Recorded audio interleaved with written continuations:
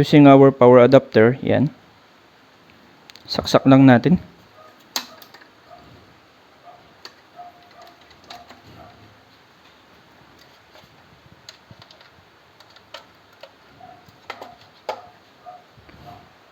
Rektahan na din natin ng LAN cable. Cat6. As always, lagi nyong isaksak sa 1 port ng inyong router. Yan. Rekta na tayo sa ating computer. Punta lang tayo sa ating Google. So, yan. And then, next step is i-type lang natin ang IP address ng ating Tenda F6 router.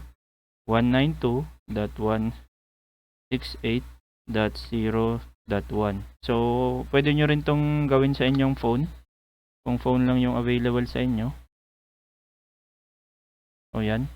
Type nyo lang. So, ganyan na yung magpapakita sa inyong dashboard.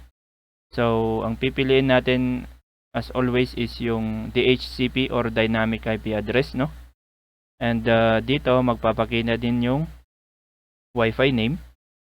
So dito kung gusto nyong palitan, like for me, gusto ko siyang palitan ng ganyan. And lalagyan ko siya ng password para secured. Yan. Want to check nyo muna ng mabuti yan. And then i-press OK nyo lang. So yan, automatically po is madi-disconnect kayo sa inyong router pag phone yung ginamit nyo, pero pag computer, ganito na yung magpapakitang step. So dito sa kanyang dashboard, makikita nyo dito, meron dito yung internet settings.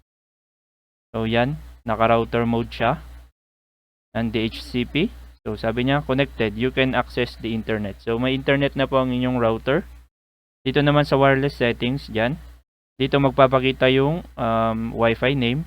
Like for example, bigla nyong naisip na gusto nyong palitan, pwede nyo po ulit siyang palitan. Yan. Dito rin yung password and wifi schedule. So dito, pwede nyo siyang i-enable. Like for instance, may mga bata kayong kasama sa inyong bahay, pwede nyong i-limit sila sa na oras lang na 8:30 dapat nadi-disconnect na yung mga devices nila. So yan. Next is dito sa bandwidth control. Yan. Like for me, ako lang yung nakakonect pa lang dito. So makikita mo yung mga nakakonect dito.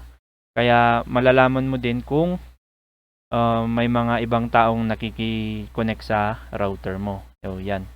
Dito sa parental controls, yan. Yan yung magpapakita. Dito sa more on advanced, hindi ko na to usually dinidiscuss kasi hindi naman to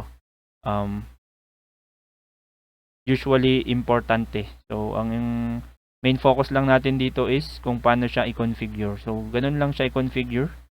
So yan, rekta na tayo sa speed test. Try to check natin kung ilan ba yung kaya niyang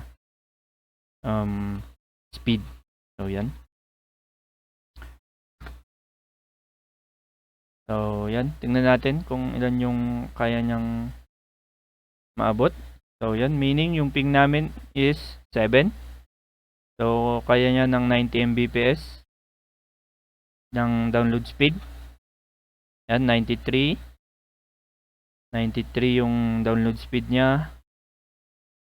And yung upload speed niya rin is 93. So itong Tenda F6 router is non-gigabit siya. So up to 100 Mbps lang yung kaya niya through LAN. So yan.